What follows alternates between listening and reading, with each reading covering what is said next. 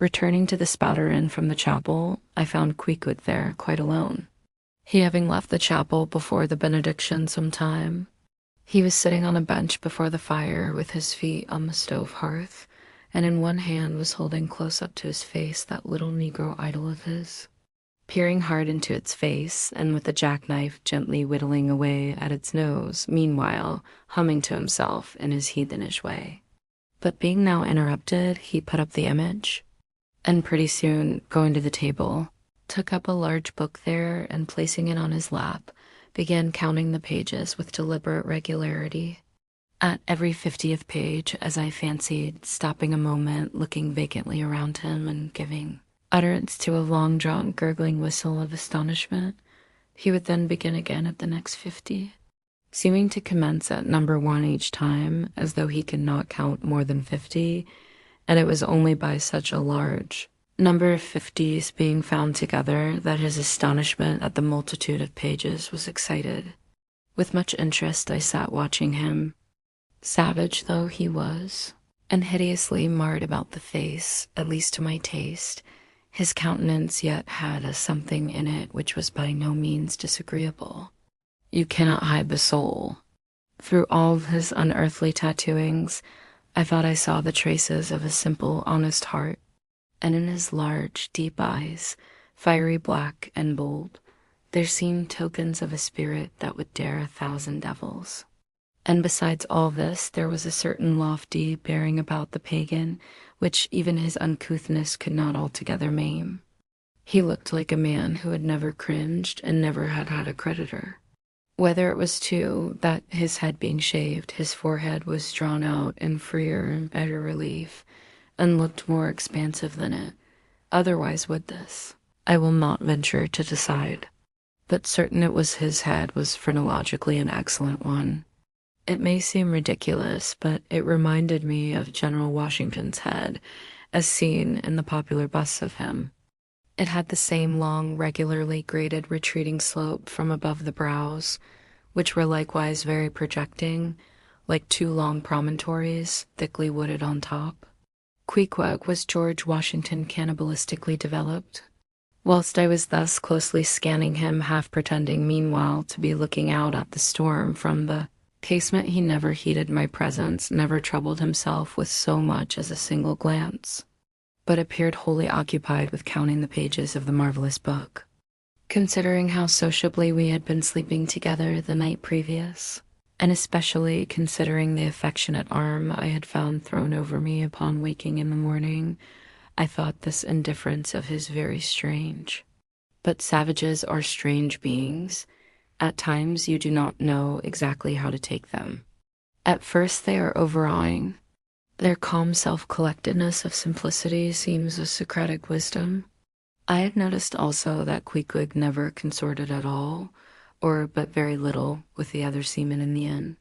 He made no advances whatever, appeared to have no desire to enlarge the circle of his acquaintances. All this struck me as mighty singular. Yet, upon second thoughts, there was something almost sublime in it. Here was a man some 20,000 miles from home by the way of Cape Horn, that is, which was the only way he could get there, thrown among people as strange to him as though he were in the planet Jupiter. And yet he seemed entirely at his ease, preserving the utmost serenity, content with his own companionship, always equal to himself. Surely this was a touch of fine philosophy, though no doubt he had never heard there was such a thing as that. But perhaps, to be true philosophers, we mortals should not be conscious of so living or so striving. So soon as I hear that such or such a man gives himself out for a philosopher, I conclude that, like the dyspeptic old woman, he must have broken his digester, as I sat there in that now lonely room, the fire burning low, in that mild stage when, after its first intensity has warmed the air, it then only glows to be looked at. The evening shades and phantoms gathering round the casements, and peering in upon us silent, solitary twain. The storm booming without in solemn swells. I began to be sensible of strange feelings. I felt a melting in me. No more my splintered heart and maddened hand were turned against the wolfish world. The soothing savage had redeemed it.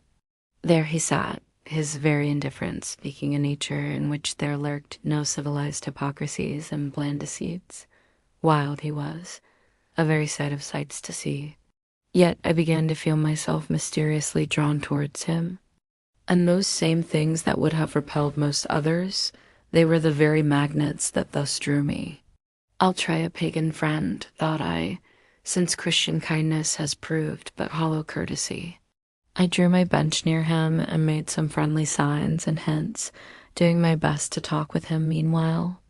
At first he little noticed these advances, but presently, upon my referring to his last night's hospitalities, he made out to ask me whether we were again to be bedfellows. I told him yes, whereat I thought he looked pleased, perhaps a little complimented.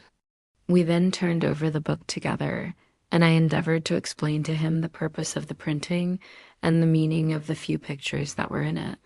Thus I soon engaged his interest, and from that we went to jabbering the best we could about the various outer sights to be seen in this famous town. Soon I proposed a social smoke, and producing his pouch and tomahawk, he quietly offered me a puff. And then we sat exchanging puffs from that wild pipe of his, and keeping it regularly passing between us. If there yet lurked any ice of indifference towards me in the pagan's breast, this pleasant, genial smoke we had soon thawed it out and left us cronies. He seemed to take to me quite as naturally and unbiddenly as I to him, and when our smoke was over, he pressed his forehead against mine, clasped me round the waist, and said that henceforth we were married, meaning, in his country's phrase, that we were bosom friends. He would gladly die for me, if need should be. In a countryman, this sudden flame of friendship would have seemed far too premature, a thing to be much distrusted. But in this simple savage, those old rules would not apply. After supper and another social chat and smoke, we went to our room together. He made me a present of his embalmed head, took out his enormous tobacco wallet, and groping under the tobacco drew out some $30 in silver. Then spreading them on the table and mechanically dividing them into 2 equal portions, pushed one of them towards me and said it was mine. I was going to remonstrate, but he silenced me by pouring them into my trousers pockets. I let them stay. He then went about his evening prayers, took out his idol, and removed the paper fireboard. By certain signs and symptoms, I thought he seemed anxious for me to join him, but well knowing what was to follow, I deliberated a moment whether, in case he invited me, I would comply or otherwise. I was a good Christian, born and bred in the bosom of the infallible Presbyterian Church. How then could I unite with this wild idolater in worshipping his piece of wood? But what is worship? Thought I do suppose now, Ishmael, that the magnanimous God of heaven and earth pagans, and all included, can possibly be jealous of an insignificant bit of black wood. Impossible. But what is worship? To do the will of God, that is worship. And what is the will of God? To do to my fellow man what I would have my fellow man to do to me, that is the will of God. Now, Queequeg is my fellow man. And what do I wish that this Queequeg would do to me? Why, unite with me in my particular Presbyterian form of worship. Consequently, I must then unite with him in his. Ergo, I must turn idolater. So I kindled the shavings, helped prop up the innocent little idol, offered him burnt biscuit with Queequeg, salamed before him twice or thrice, kissed his nose, and that done, we undressed and went to bed at peace with our own consciences and all the world. But we did not go to sleep without some little chat. How it is I know not. But there is no place like a bed for confidential disclosures between friends. Man and wife, they say, they're open the very bottom of their souls to each other. And some old couples often lie and chat over old times till nearly morning. Thus then, in our heart's honeymoon, lay I and Queequeg a cozy, loving pair.